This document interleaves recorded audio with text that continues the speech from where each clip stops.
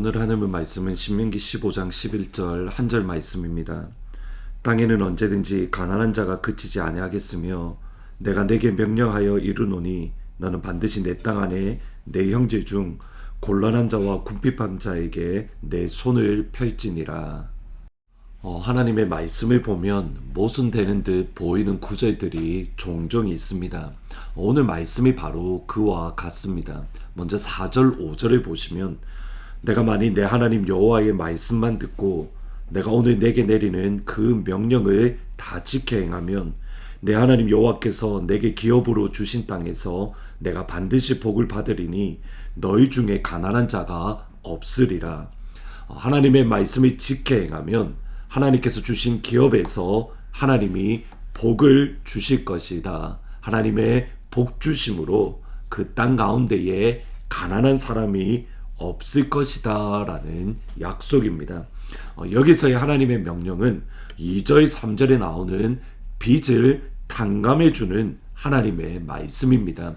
7년째가 되는 해에는 이웃에게 빌려준 것을 모두 탕감해 주는, 모두 빚을 없게 해주는 이스라엘의 법입니다. 이런 법이 가능한 것은 이스라엘은 땅이라는 것은 나 개인의 소유가 아니라 하나님께 속해 있다라고 인정하기 때문입니다. 하나님의 소유인 땅을 하나님께서 나에게 잠시 빌려주셨다. 나에게 청지기로 삼아서 하나님의 땅을 농사 짓도록 허락해 주셨다라는 그러한 하나님의 말씀 때문입니다. 이 말씀대로 비록 손해가 되더라도 7년이 되면 그 빚을 탕감해 주고 그러면 하나님이 복을 주시고 가난한 사람이 없을 것이다. 그리고 나서 곧장 11절에 하나님은 또 이렇게 말씀을 합니다. 땅에는 언제든지 가난한 자가 그치지 아니하겠으므로 내가 내게 명령하여 이르노니 너는 반드시 내 땅 안에 내 형제 중 곤란한 자와 궁핍한 자에게 내 손을 펼지니라. 반대로 하나님은 땅에는 항상 가난한 사람이 있을 것이다 라고 말씀합니다. 한쪽에는 말씀을 지키면 가난한 사람이 없을 것이다. 다른 한쪽에는 가난한 사람이 항상 있을 것이다. 반대되는 듯 보이는 그런 말씀입니다. 그런데 여기에 이 반대되는 듯 보이는 바로 여기에 하나님의 뜻 또는 하나님의 마음이 있습니다. 이영표 선수가 쓴 생각이 내가 된다라는 책에 나오는 이야기입니다. 이영표 선수가 참 고민이 되었다라고 합니다. 어떤 고민이냐면 성경은 하나님이 공평하신 하나님이다. 공평의 하나님을 이야기를 합니다. 여기 공평이라는 말은 하나님께서 모든 사람을 차별 없이 공정하게 똑같이 대우하신다라는 뜻입니다. 하나님은 외모를 보지 아니하시고 모든 사람들을 똑같이 사랑합니다. 이것이 이해가 되지 않았다라고 합니다. 왜냐하면 아프리카에 굶어 죽어가는 사람들, 또 아프리카에 어려움을 겪는 사람들이 너무 많은데 또 아프리카뿐만 아니라 한국에도 정말 힘들고 어렵게 살아가는 이들이 많은데 어떻게 하나님은 공평하신 하나님이라고 말할 수 있을까? 하나님이 그들도 사랑하시고 나도 사랑하신다. 그것이 이해가 되지 않았던 겁니다. 이런 상황 속에서 하나님은 공평하시다. 어떻게 이해해야 될까? 그가 스스로 참 많이 고민도 하고 또 생각을 많이 했다라고 합니다. 이때에 한 목사님의 말씀을 통해서 하나님의 공평은 이것이구나 라는 것을 깨닫게 되었는데 하나님의 공평과 우리의 공평 개념 자체가 다르기 때문입니다. 예를 들어서 우리가 공평하다, 우리가 공정하다라고 할 때에 만약 사탕이 10개가 있고 10명의 아이가 있으면 그 사탕 하나씩 10명의 아이들에게 나누어 주는 것. 아이가 10명이고 사탕이 20개면 2개씩 똑같이 나누어 주는 것. 이것이 공평이고 이것이 공정입니다. 그런데 하나님의 공평은 다릅니다. 사탕 10개가 있으면 아이 한 명에게 10개를 다 주고 이렇게 말을 합니다. 나머지 9명과 나누어서 먹어. 우리가 생각하는 공평은 사탕 10개를 하나씩 다 나눠주는 건데 하나님의 공평은 10개를 한 아이에 주고 나머지 9명과 나누어서 먹으라. 여러분, 이 말씀을 생각하시면서 4절과 11절을 다시 보시면 이해가 되어집니다. 4절 말씀에서 하나님의 말씀을 지키고 하나님의 말씀을 붙들면 하나님이 주신 기업의 땅에서 가난한 자들이 없을 것이다 약속합니다. 동시에 11절에서 땅에는 언제든지 가난한 사람들이 있을 것이다. 예수님 다시 오실 때까지 가난한 이들이 있을 것이다 라고 말씀을 합니다. 어떻게 이 두 말씀이 가능합니까?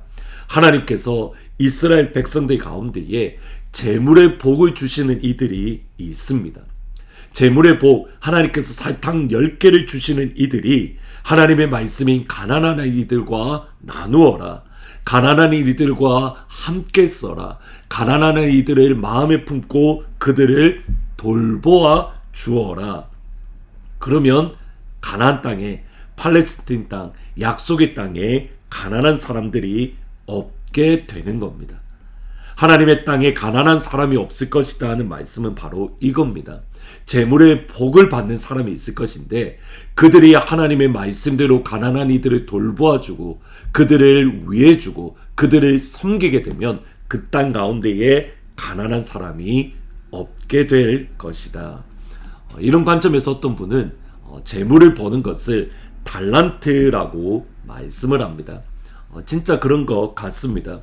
어떤 분들의 말씀을 들어보면 돈이 되는 것이 보인다라고 합니다. 이렇게 하면 돈이 들어올 것이고 이렇게 하면 더 많은 것을 얻을 수 있을 것이다. 달란트이기 때문입니다. 반면에 어떤 사람에게는, 특히 저 같은 사람에게는 이게 돈이 되는지 안 되는지 전혀 보이지 않습니다. 하나님이 그분에게 돈 버는 달란트를 주셨고 그것으로 가난한 이들을 도와주며 하나님의 나라를 위해서 사용하는 것, 이것이 하나님의 공평입니다. 그리고 바로 여기에서 다음으로 넘어가야 됩니다. 11절에 보시면 땅에는 언제든지 가난한 이들이 그치지 않는다라고 말씀합니다. 그리고 이것을 예수님이 인용하십니다. 예수님이 예루살렘에 올라가면서 베다니에 머무십니다. 이때에 마리아가 지극히 비싼 향유, 순전한 나드 한 근을 예수님 발에 붓고 머리로 예수님의 발을 닦았습니다. 그때에 향유 냄새가 온 집에 가득했고 이것을 본 가룟 유다는 불평하고 분노했습니다. 요한복음 12장 4절 5절에 보시면 제자 중 하나로서 예수를 잡아줄 가룟 유다가 말하되 이 향유를 어찌하여 300데나리온에 팔아 가난한 자들에게 주지 아니하였느냐. 가룟 유다의 말을 들어보면 맞는 말입니다. 또 성경적인 말인 듯 보입니다. 그런데 이 시점의 가룟 유다의 말은 하나님의 마음이 전혀 알지 못하는 사람의 말, 인간적인 말입니다. 예수님이 이렇게 말씀합니다. 요한복음 12장 7절 8절을 보시면 예수께서 이르시되 그를 가만히 두어 나의 장래할 날에 위하여 그것을 간직하게 하라. 가난한 자들은 항상 너희와 함께 있거니와 나는 항상 있지 아니하니라. 일반론적으로는 가난한 이들을 돕는 것이 맞습니다. 근데 때때로 낭비라고 보일 정도로 예수님을 위해서 드려야 하는 순간이 있습니다. 마리아의 낭비는 예수님이 선포되어지는 모든 곳에 같이 선포되어지는 복음이 되는 축복을 받았습니다. 하나님의 집에 향유 냄새로 가득한 거룩한 낭비입니다. 이것은 단순히 재정물만을 의미하는 것은 아닙니다. 때로는 우리의 시간에 대한 거룩한 낭비, 때로는 우리의 건강에 대한 거룩한 낭비. 하나님이 거룩한 낭비를 원하시고 기뻐하는 순간들이 있습니다. 예수님이 지금 거룩한 낭비를 원하시는가, 아니면 가난한 이들을 돕기를 원하시는가? 여러분, 그것을 알 수 있는 방법은 한 가지입니다. 예수님을 사랑하되 진짜 예수님을 사랑하는 겁니다. 예수님을 진짜 사랑하면 지금 이 순간에 가난한 이들을 돕기를 원하는지 아니면 거룩한 낭비를 원하는지 그것을 알 수 있습니다. 핵심은 예수님을 사랑하되 진짜 사랑하는 겁니다. 예수님을 진짜 사랑하면 가난한 이들을 돕고, 예수님을 진짜 사랑하면 거룩한 낭비가 우리에게 있습니다. 예수님을 진짜 사랑함으로 거룩한 낭비가 우리 삶 가운데 있기를 주님의 이름으로 축복합니다. 기도하십니다. 하나님, 예수님을 사랑하되 진짜 예수님을 사랑함으로 거룩한 낭비가 우리 삶 가운데 있을 수 있도록 주께서 이 시간 원하시는 것이 무엇인지 그것을 알고 그것대로 살아가는 거룩한 낭비가 있는 하늘문 가족들이 될 수 있도록 주님 축복하여 주옵소서. 예수님의 이름으로 기도합니다. 아멘. 예수님을 사랑하되 진짜 사랑함으로 주께서 원하시는 거룩한 낭비가 우리 삶 가운데 가득하기를 진심으로 축복합니다.